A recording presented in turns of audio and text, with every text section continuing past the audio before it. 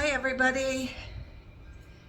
Today I'm doing another question and answer video and answer some of your questions and respond to a few of your comments. I will be doing 6 family estrangement questions, and I will follow that by, I believe I have 3 questions about general questions about me and my life, and then at the end I have 4 product review testing. And I'm doing it this way because I know most of you are probably here for the family estrangement questions and answers. But I'm gonna link in my description the timestamp of where I begin with the general questions, and then again where I'll start with the product review questions. So if you're just interested in those questions, you won't have to sit through this entire video, and you can jump right to that particular sentence, or not sentence. You can here I go with the mistakes already. You can get right to the particular section in this video that you're most interested in. And of course, you can stay for the whole thing if you would like. So I'm going to start with the family estrangement questions. I'm drinking some coffee this afternoon. Okay, let's get started. And I do have my notes on my laptop sitting right here. So I will be reading the questions, and I've already answered them in script form prior to this video because I really wanted to take my time with each one. So I will be reading a little bit. So the first question is, and I'm just going to read this here. I think it would be helpful if you gave examples between your definition, not so much of disrespectful, although there is disagreement on that too, but judgmental versus constructive criticism. You keep saying you don't mind that, but you also say you will delete it. Not sure that is the best way to get input, but of course it's your channel, you can do as you please. I just don't think silencing people is good. And I think what she's referring to is how I mentioned in one of my videos that I just will be deleting judgmental and disrespectful comments. And I think what this viewer is asking is, what's the difference between constructive criticism, which I said I don't mind, and judgment? And the difference between the two is intent. And of course, intent is in the eyes of the beholder. So I go by how it feels to me. With constructive criticism aims to help. It points out something specific and offers insights or suggestions for improvement. Like this commenter and this question that I just read, telling that she thinks it would be helpful if I define the difference between constructive criticism and judgment. Judgmental comments, on the other hand, are ones that label me or criticize me, not necessarily my content, but me as a person.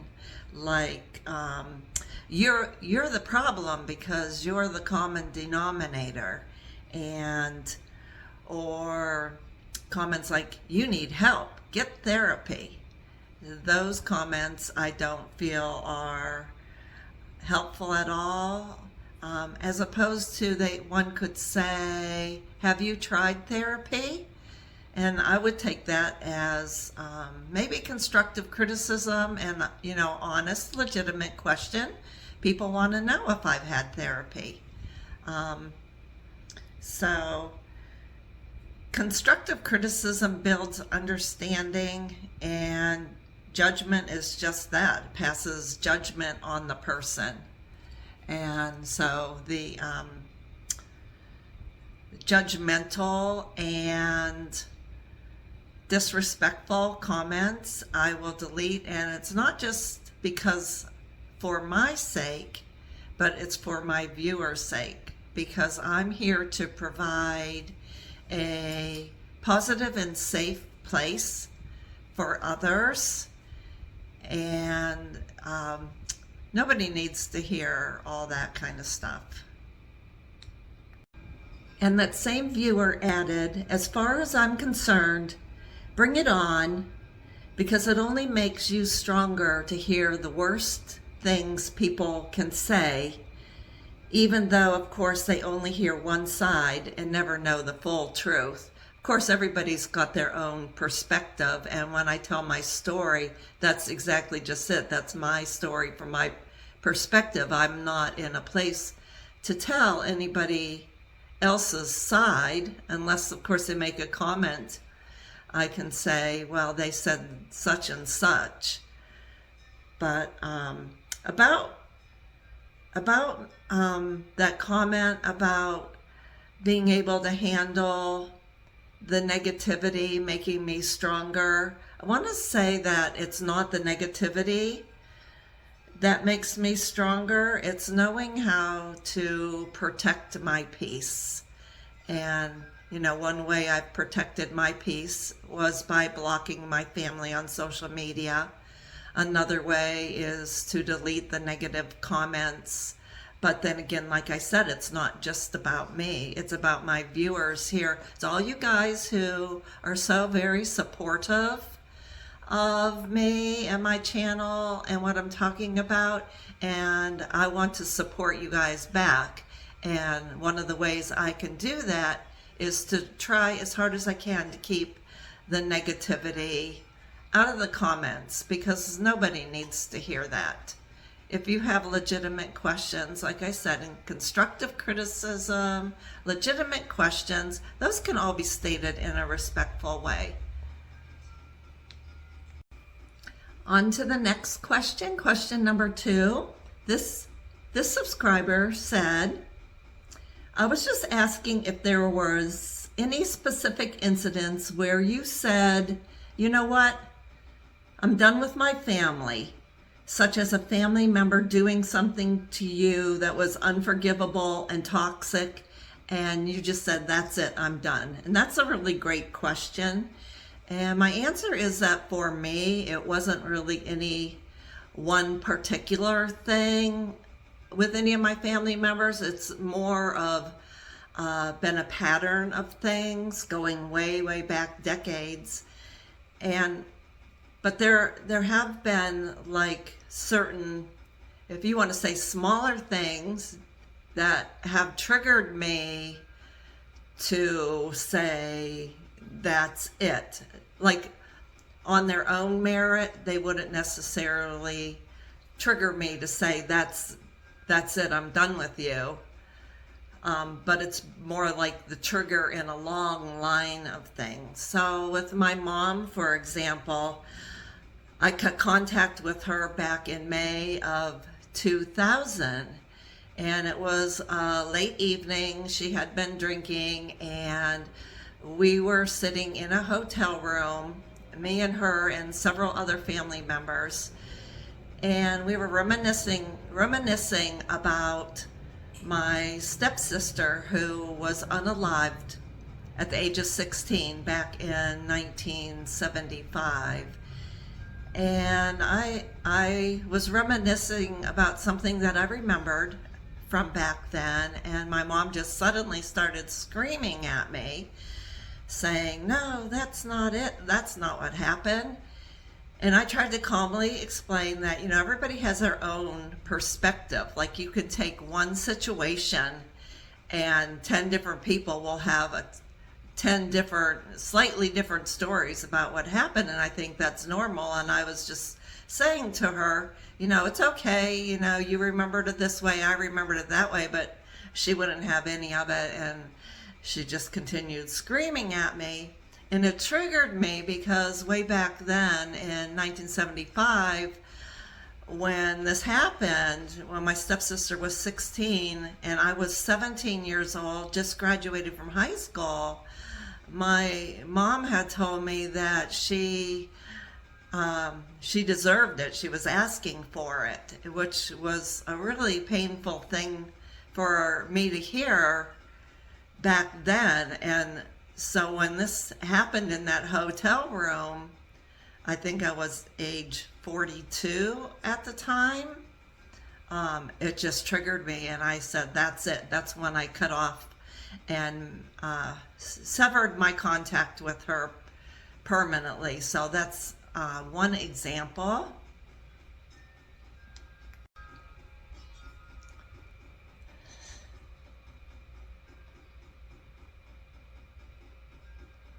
So another example would be with my youngest brother, and he contacted me a year ago to try to reconnect with me after decades of his what I call contempt for me. Ever since the mid 1980s, we really didn't have much contact at all because of his anger over a situation I talked about in that video. But anyway, last year he called me and wanted to reconnect, although we didn't discuss the problem, which is typical in my family, but I was really, really hesitant about it. I just had this gut feeling like, nope. But I didn't listen to my gut, and we started talking, and I could tell that he wasn't very interested in my life. You can just tell, but whatever, he's still my brother. And I don't want to lose track here. So fast forward to a couple months after that phone call, during election time last fall, I get a really disrespectful text message from him. He was angry at me because of a political post that my wife made on her own Facebook page. She posted her opinion. Now, you got to keep in mind that my brother doesn't know my wife, has never met her. He's never spoken to her. He's never asked about her, never referred to her, like nothing. But nonetheless, he wrote me a disrespectful text message, and I replied calmly, something to the effect like, I'm sorry, it wasn't, meant to be personal, yada, yada, yada. And it kind of escalated, and it ended with me saying, well, I hope this doesn't affect our reconnection, and he agreed with that. But it was shortly after that his adult daughter got on my Facebook page and started making some really disrespectful comments to me under my political posts. She started with "shut up," and it went on, despite my attempts to calm things down and have a decent conversation with her. It escalated to things like, you're an embarrassment to our family. And the thing with that is that I don't know this girl. I met her a couple times when she was a child. She doesn't know me. They live across the country. And it just dawned on me, where is she getting this such a negative opinion about me? It has to be from her father, my brother. And those posts went on, that was one of my mistakes. I should have just just deleted her stuff and let it go, but I didn't. But anyway, and after a week or so, I get another text message from my brother, very, very nasty, I didn't read it, but I did read enough of the first sentence to know it was nasty, but enably, yeah, because I do feel he's enabled his adult daughter to act so disrespectful. But he was backing her up, and he was just really angry at me because I liked somebody who made a comment to my niece. It wasn't a nasty comment. It was just a post. It was just saying, well, I guess I should say, a friend of mine said to her, you shouldn't be talking this way on social media because it could affect your job. And I liked that post, and that made my brother angry. And that was the pivotal moment with him that I'm just done. You know, my gut instincts were right. He's very judgmental. Yeah. So that was, I guess, the pivotal moment with him. I wanted to add here that I think the worst part of it was knowing that he was bad-mouthing me to his children. And that was obvious. With the estrangement with my middle daughter, and she was the first estrangement I had with my 3 daughters. It was the middle daughter. We had gone back and forth for several months attempting to talk, and it was never productive. She was always, every single time, she was just very disrespectful, and there was just no talking to her. But one pivotal moment stood out to me, and that was the day that she screamed at me in her home in front of her young daughter, my granddaughter, that if I dared showed up at her school for Grandparents' Day, she would call security on me. She's also a teacher there, so I guess she felt kind of in control, like she could threaten me with that. And just, you know, I talked more about that in my story about my estrangement with my 3 daughters. But to me, inside, when she did that in front of her daughter, that was the most painful thing for me. Not because of me, but for that little girl, because she sat there and witnessed it, and she's old enough to remember. And I just can't imagine, like, she was so excited about me coming to her school for that day, and I was excited, and it was all planned, and I just can't imagine how she felt. And I think that was the day it's just like, okay, I'm going to step back, because I don't want something like this to ever happen again. So although my daughter and I attempted to talk a few times after that, it's still, she just continued her disrespect. And I know I've gotten a lot of flack for this, but there was no talking to her. And it's not that I'm not willing to listen or take accountability for anything that I may have done. It's the fact that she wasn't one that I could talk to at all. So there's that. With my oldest daughter, and that noise that you hear in the background, that's my coffee maker. With my oldest daughter, it was more like when she sent me a disrespectful message out of the blue, and I responded nicely in attempts to talk, and then she just continued the disrespect. It's like this pattern. My whole family, I tried talking with my mother. I've tried talking with my ex-husband. I've tried talking to my brother, and then my middle daughter, and then here she was doing the same thing. And I set myself boundary. These people aren't going to disrespect me anymore. And I say these people like they don't mean anything, But I didn't cause this. I wasn't a bad mother. I've made mistakes. We all make mistakes.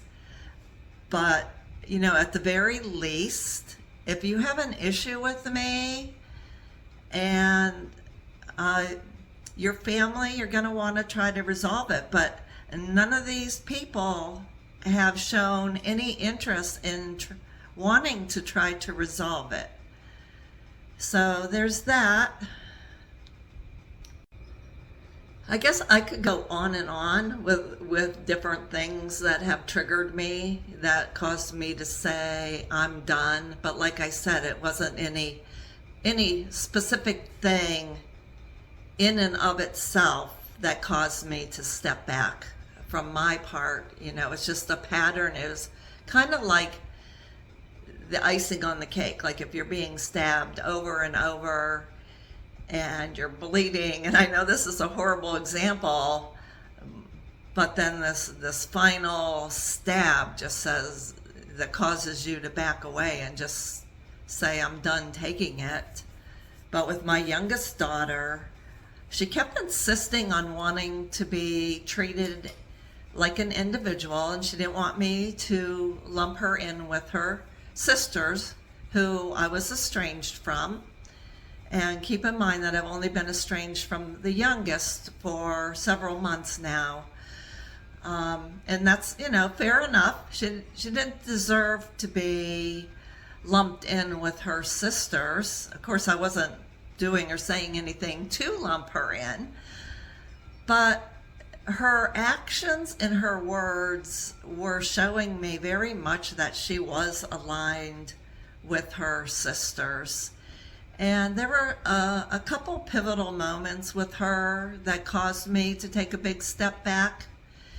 And one was when her middle sister, in an attempt to, what I believe was to punish me, posted a smear campaign against me on Facebook where she tagged the entire family, including myself.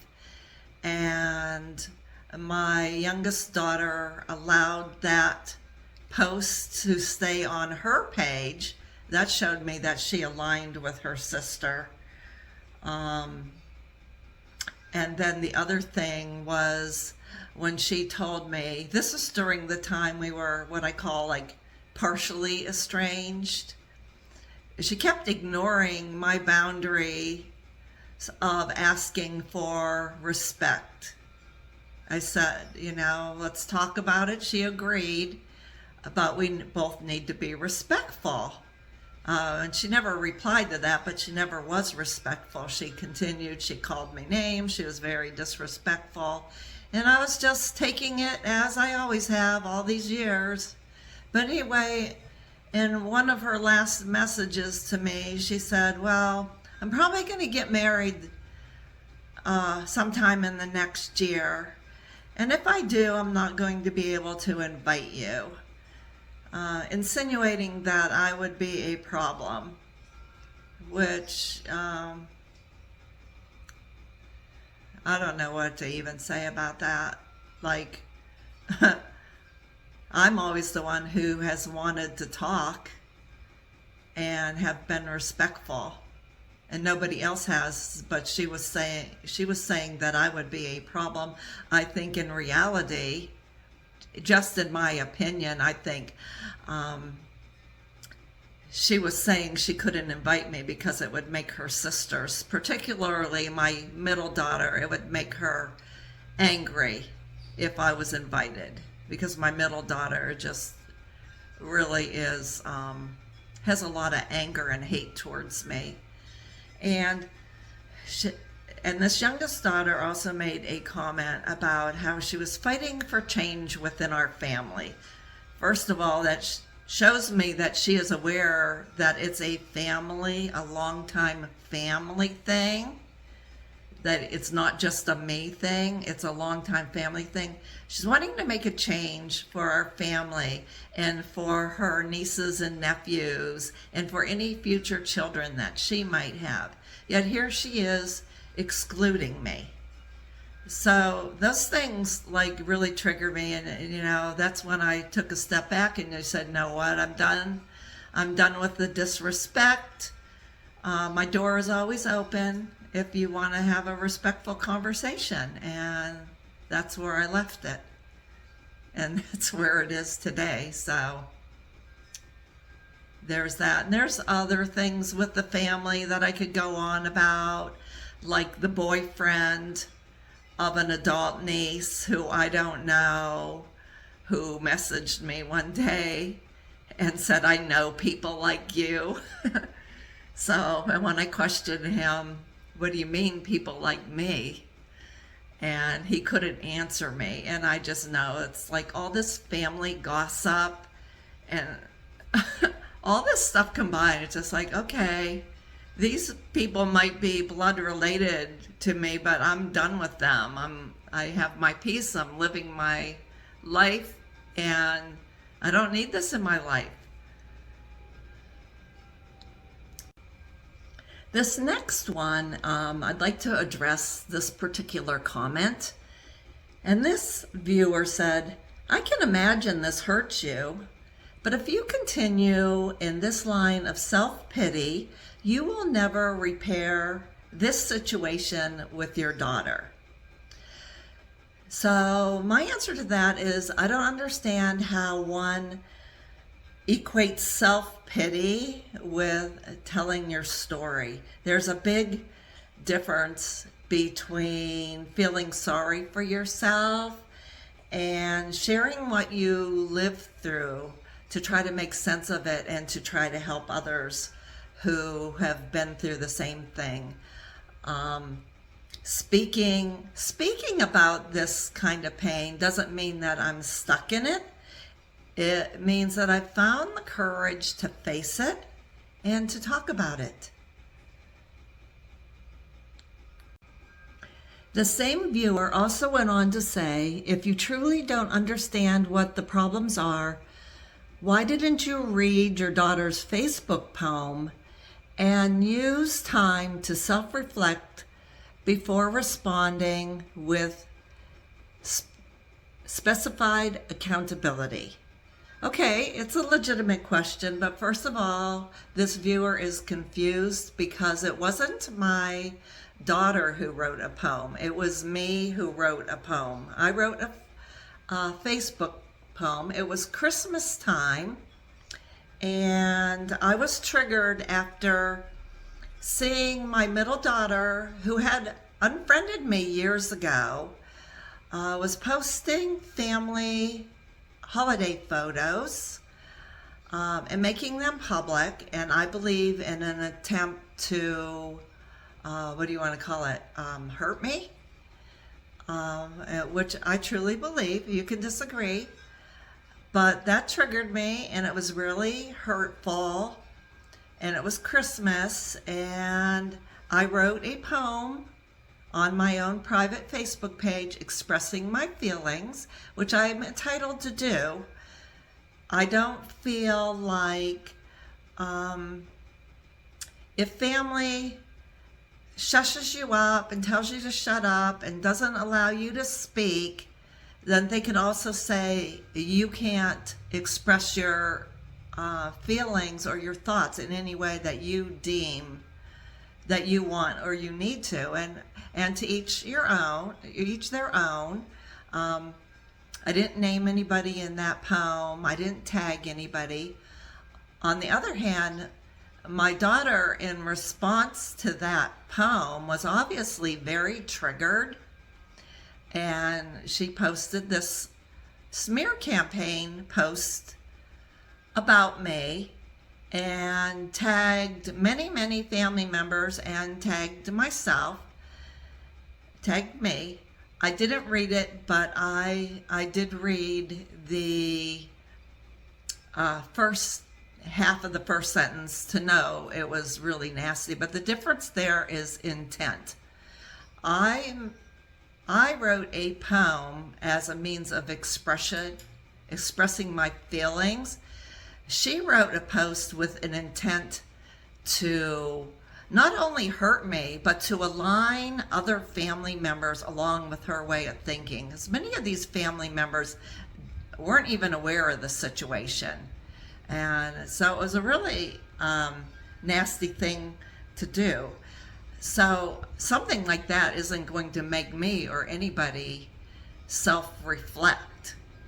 You know, if she wants to ask a legitimate question or talk to me privately without digging me, fine. She's entitled to her thoughts and feelings, but she's refused to talk to me, and I have the right to express my feelings. My daughter can't dictate to me, don't talk to me, don't have a relationship with me, don't have a relationship with my children, your grandchildren, but you also can't speak to anybody else. No, that's not right. That's not going to cause me to self-reflect. All that does is make me realize how much she hates me, right? I'm always open to self-reflection, and I've done so for many, many years, and I continue to do that every day. I feel everybody should self-reflect. But shaming somebody is not a way to get them to self-reflect. My daughter's post, her intent was to punish and hurt me. And that's my answer to that viewer. Unrealistic. It kind of brings me to the next question. And I'm going to read this one. This viewer writes, I think the question parents who refuse to apologize or give obviously insincere blanket ones should ask themselves is why it is so hard to. Let me see if I can figure this. I think she's asking why do some parents seem to think it's so hard to give a blanket apology? Why are you so willing to risk losing them forever and the damage it does to the entire family, perhaps subsequent generation? And that's a really fair and good question. I think she's asking, why do some of us feel it's so hard just to apologize? Like if we apologize, it's going to make it all better. But I think sometimes people assume that giving an apology, either a sincere one or a blanket apology, is going to erase years of misunderstanding or emotional distance. And I know the Facebook support groups I'm in for estrangement, I hear people talking about apologizing to their estranged adult sons and daughters frequently without any success. In fact, sitting here thinking about it right now, I can't recall one of them who has said that they've apologized and things were magically better. So for me, I don't think it's so much about refusing to apologize to our adult children. It's more of a question of, will they take it as being sincere? Will they accept it after communication has completely broken down? Sometimes it comes down to the point where there's going to be no words that are going to fix it unless both sides are open to that kind of honest discussion. And in my family, it's disrespect. So any apologies that I have made or haven't made even wouldn't even be heard. Beyond, there's too much disrespect coming from my family member to even sit back. So I know that my apologies would not be accepted. And I would like to add here that, let me see here. I want to look at my notes quick. Actually, just prior to filming this video, I read a post from a woman in one of those Facebook groups I'm in, where her daughter told her that if she apologized, that things could get back to normal. So what did this woman do? She apologized, and she apologized very sincerely. It was very genuine. And the daughter, after she did that, just cut her off completely and told her brother, the woman's son, that she did not accept her apology, that it wasn't good enough, and not to contact her anymore, and that she couldn't have a relationship with her grandchildren. And the sad thing is I see posts like this several times a week. It's very common, and like I said, I haven't heard one parent that has ever given an apology and just have it be accepted and things have gone back to normal. I'm sure it's happened, I just haven't heard it. So that's my answer to that woman.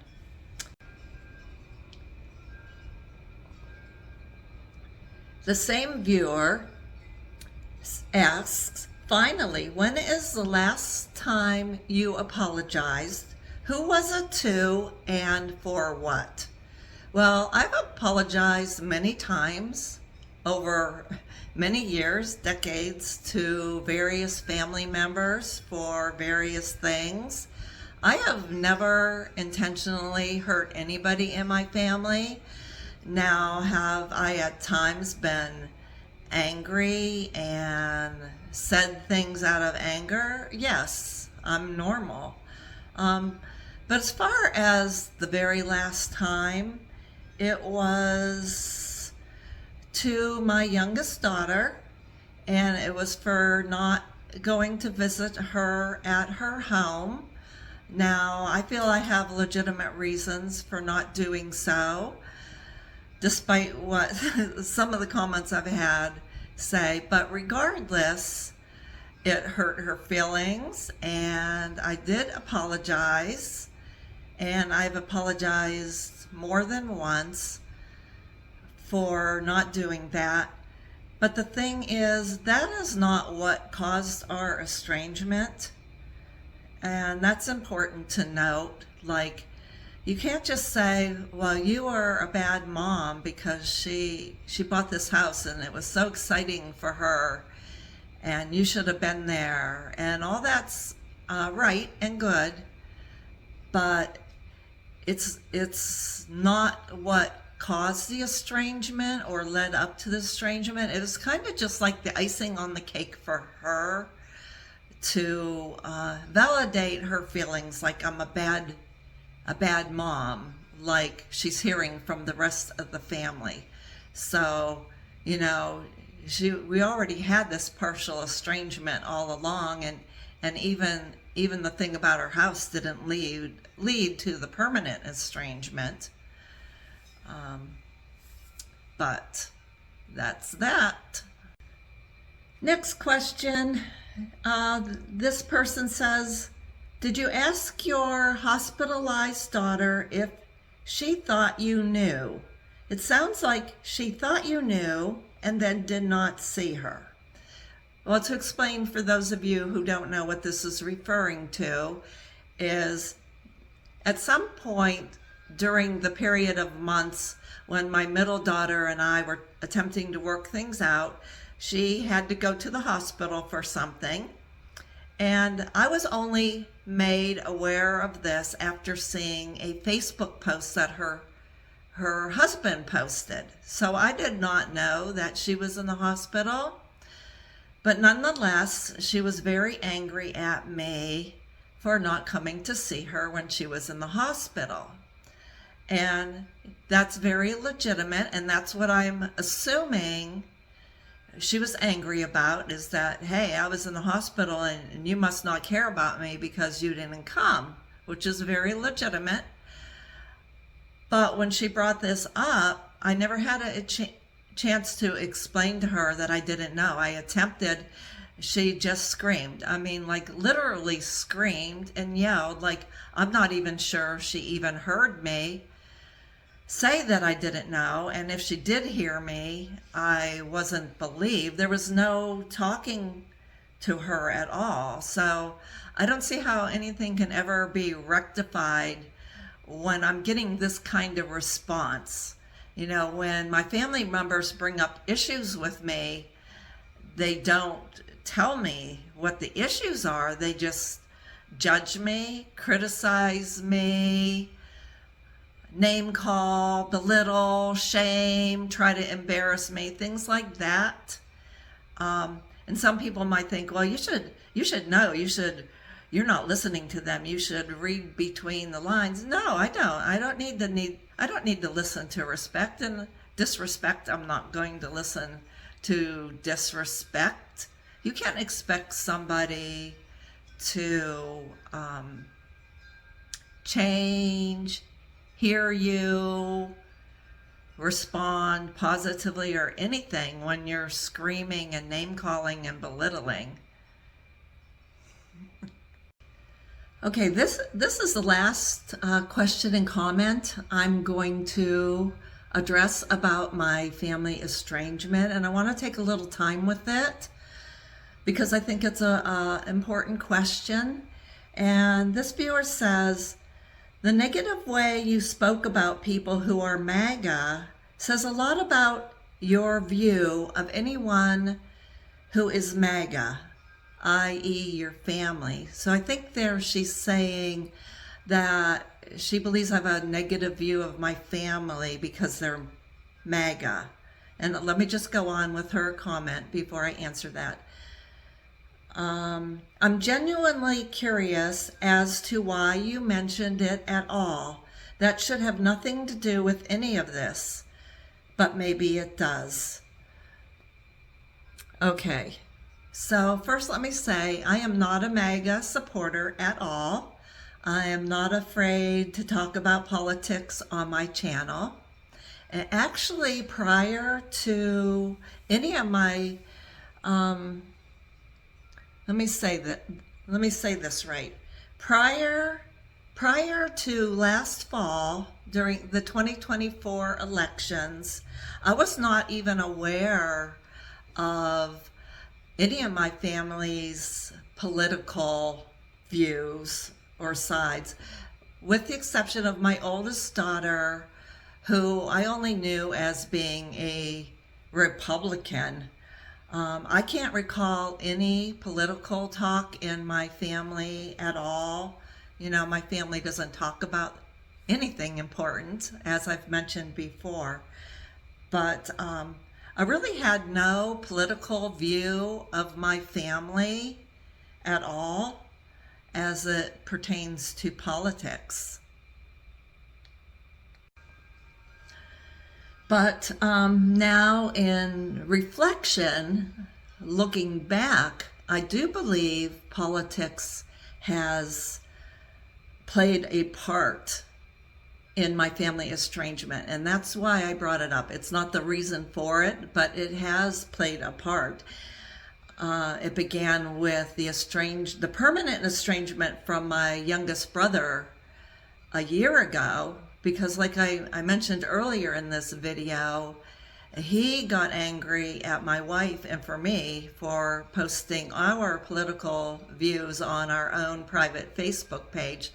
So it was him coming at me for my political views, not vice versa. I wasn't coming at him. I had no idea where his views lied as far as political stuff. He told me that he didn't believe in posting political stuff on social media, which is fine. That's his choice. But it doesn't give him the entitlement or the right to say that I can't. And he's very judgmental. So he's the one who came after me. And that shows in part how he views me. Hence, one of the reasons why I brought it up.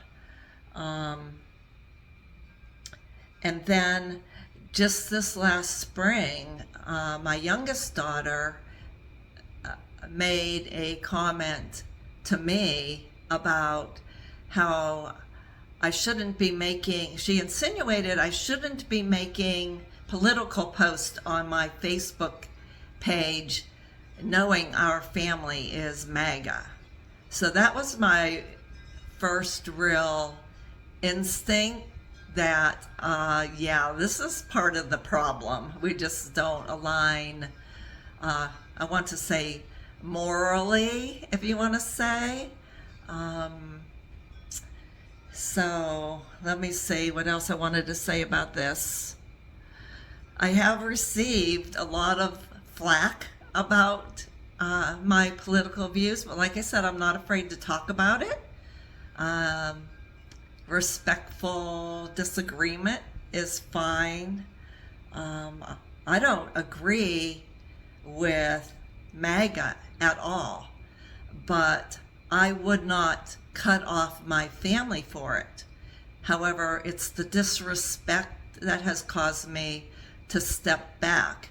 If you come back at me and call me names because I differ politically than you, belittle me, tell me what I can and can't do, not talk to me like an adult, then I'll step back. So that's where it ties in. Not because they are MAGA, but because of how they treat me.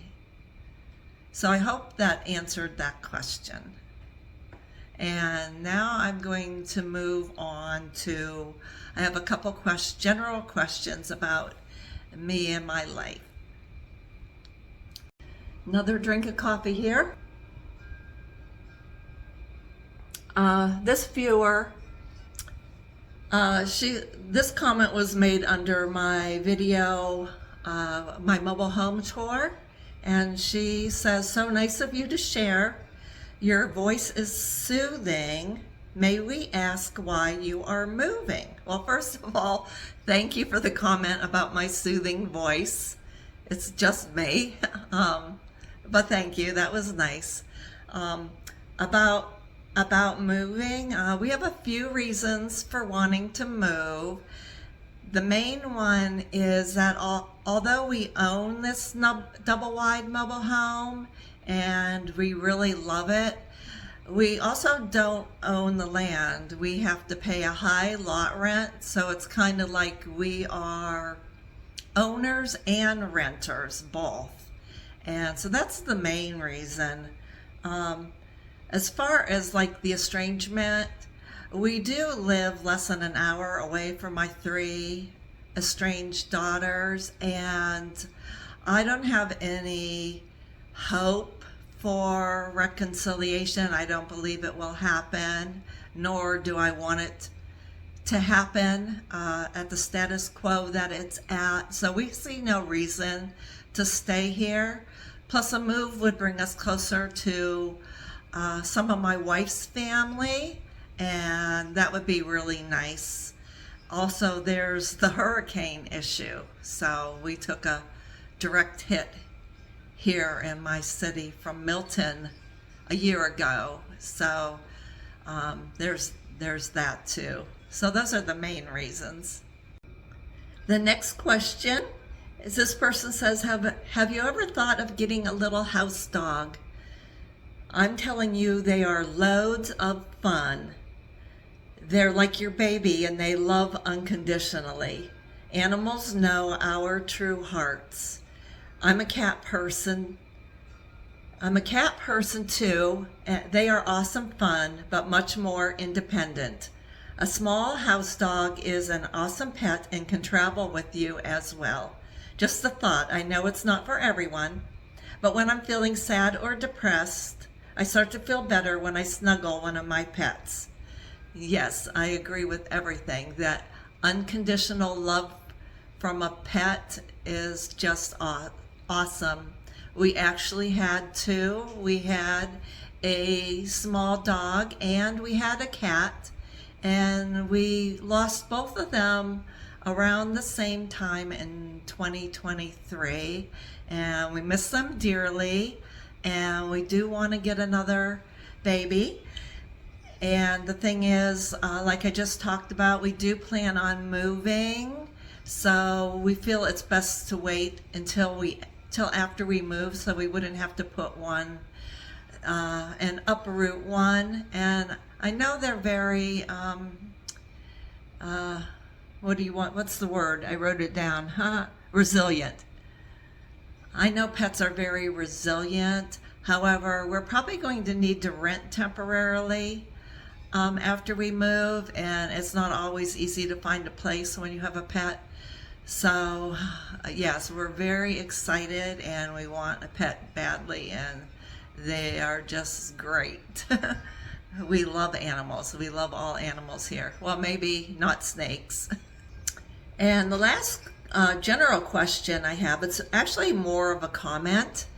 And this woman writes, I recently started a YouTube channel 3 weeks ago as a form of therapy for me. I believe she wrote this comment under my recent video about how I got monetized in 14 weeks.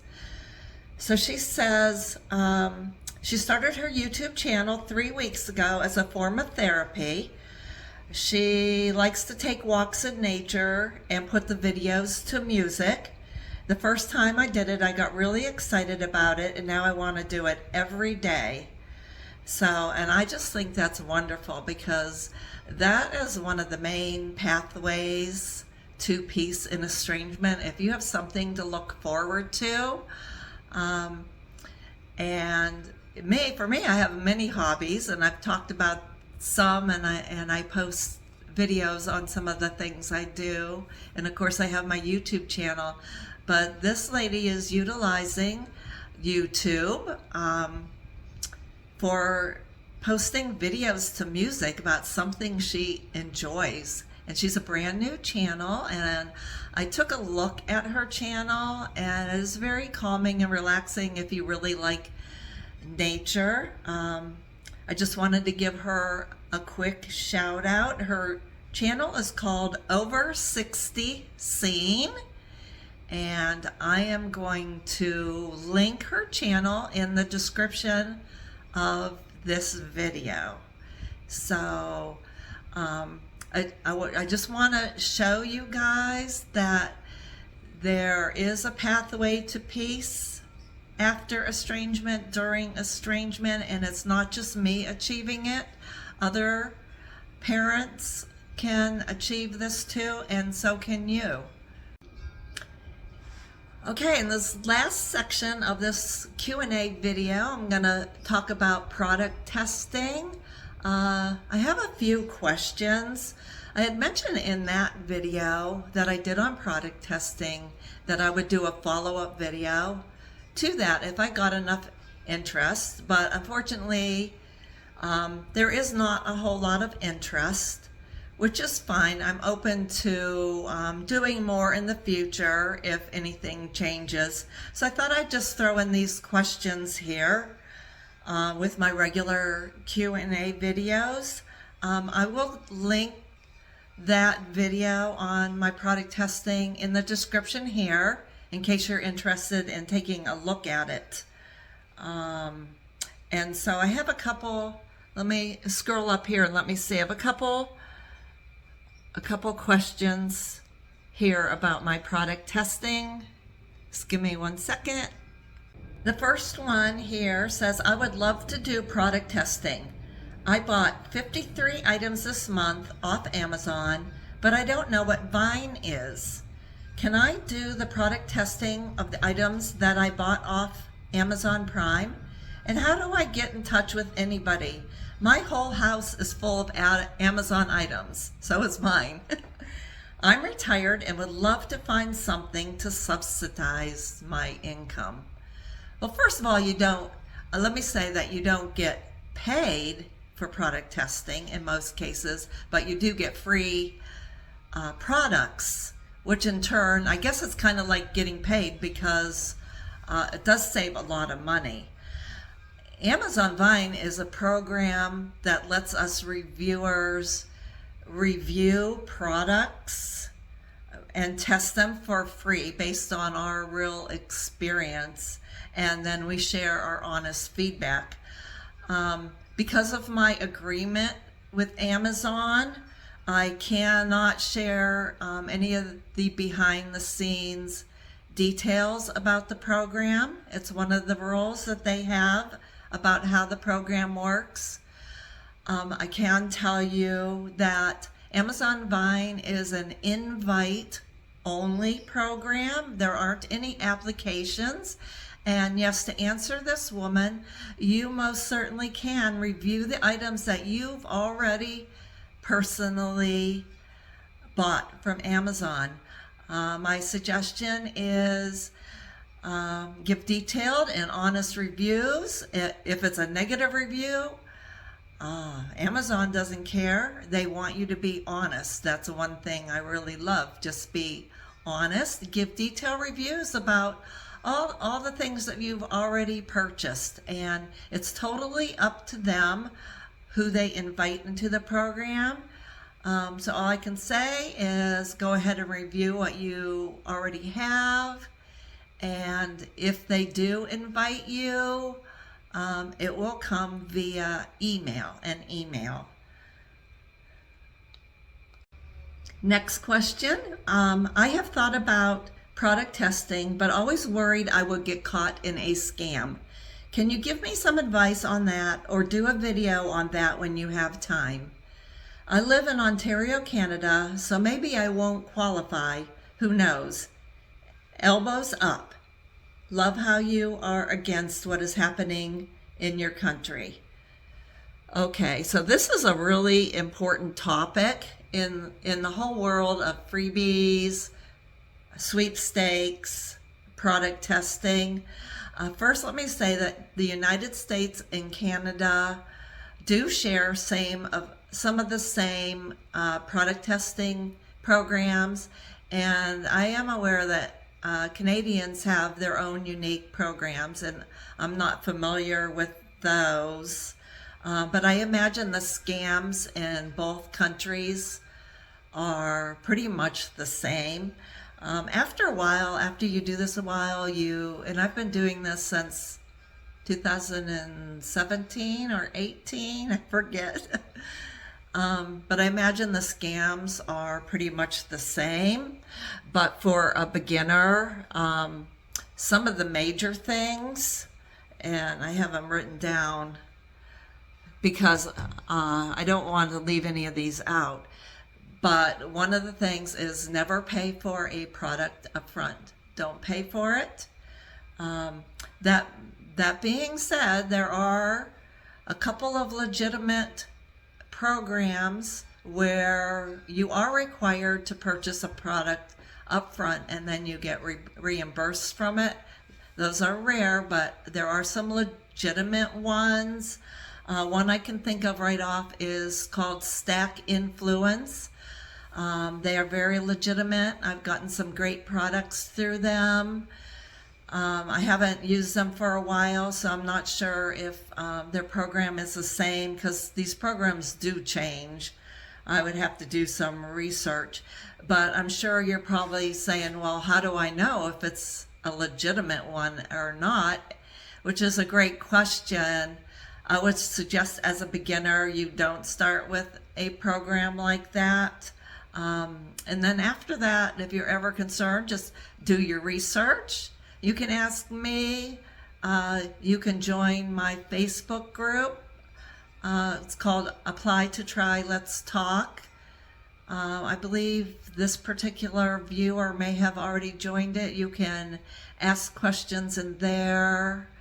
I will link that group in my description. Also, never pay for any shipping for any of these products. Legitimate companies will pay the shipping. They will ship these products to your door and you're not paying anything. That's zero for anything. So Also, don't ever give out any sensitive information. If a company is asking you for your social security number, nope. If they want any bank or credit card information, nope. So that's something to watch for. Run away from those. There are some exceptions, of course. But really, as a beginner, just don't fall for it. If you're ever confused, I've been with this for a long time, and I'm not perfect and I don't have all the answers, but you can always email and ask me, and I can help you out. Let me see what else. Don't ever do a review for a product before you receive it. Also, don't do any from a company that is requiring you to give a positive review. Like, give this product a 5-star review and you can have it for free. Well, don't do that. Those aren't legit, and those type of programs will just get you kicked out of legitimate good programs. And the last thing, well, not the last thing, use your gut instinct. If it seems too good to be true, it probably is. If you have any kind of twinge, like you're concerned, just don't do it. It's better to be safe than sorry. Also, don't download anything. Don't click on any links in any emails. Don't download any software, anything like that, especially in your email. Now, if you're already participating with a legitimate program, there are some where that's fine. Two I can think of right off that I'm with would be Stellar Panel and Biz Agent. They will both send me email invites where I click on the link that will take me to an application on their website, and I know they're legit. But see, I already know those are legit programs. So unless you're already with a program and know they're legit, just don't click on anything. It's better to be safe than sorry. Next question. I looked on Amazon and asked about becoming a product reviewer or influencer, even on items I've purchased, which is a lot, but they refer me right to the books to read about this subject. Is that what I should do first, or is there another way? First, I'm not sure what you're referring to about books about the program. I'm not aware of any books. There may be. And I kind of answered this question just a bit ago. And like I said, Amazon Vine is an invite-only program, and I can't share any details about how the program works due to my confidentiality agreement with them. But yes, absolutely go ahead and write reviews of the products that you've already received. And if you do get an invite, it will come via your email. So for that, I would suggest keep an eye on your spam emails as well. And then the same viewer added, I do have a YouTube channel, but haven't been very active lately and would like something else to video that would be fun, interesting, and help me with something to look forward to. I am very honest in my personal reviews, which could be a positive or negative. First of all, being honest in your review is quite positive. Of course, there are some sellers that take issue if you are honest about their product, and it's not a product that you really cared for. But there's a whole thing with that. But other than that, yes, definitely give honest reviews. It's very helpful because you need to look at it from, like, if you were a customer considering whether to buy that item. Aren't you going to want to know the truth? So that's how I look at it when I write a review. I say go for it with your YouTube channel. If it's not Amazon Vine, there are many other Apply to Try programs. You can join my Facebook group to read more details about those. Or it doesn't even have to be product reviewing. Just think and write down a list of things that you like to do in your life. And if you'd like help brainstorming, shoot me an email. And I love help brainstorming ideas. YouTube is a wonderful outlet of things to do and to look forward to, and you can have fun with it. I have fun with my road trip videos, and I'm working on another little one. We just returned from a 3-day local road trip here in Florida, so I'm working on putting that together, and those are a lot of fun and something to look forward to. And let me go to the final question I have. This person says, you haven't said any of the names you use.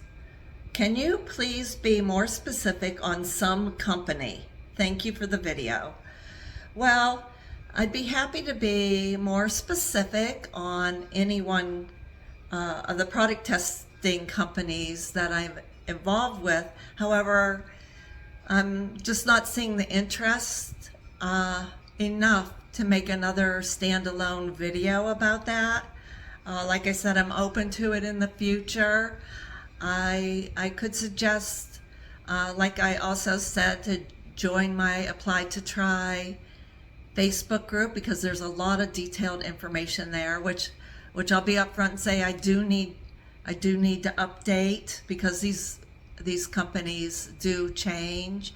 You can also email me. I'm going to put my email in the description. You can write another comment, and if you have a particular company in mind or type of company, I can address that in a future Q&A video. So yeah, I hope that's helpful a little bit. Whoa, so I don't know how long this video is going to end up being, but that's the end of this question and answer video. I really truly appreciate all of your kind words and your support and your comments. I wanted to quickly let you know what's coming up next on my channel. This is going to post on Tuesday, hopefully.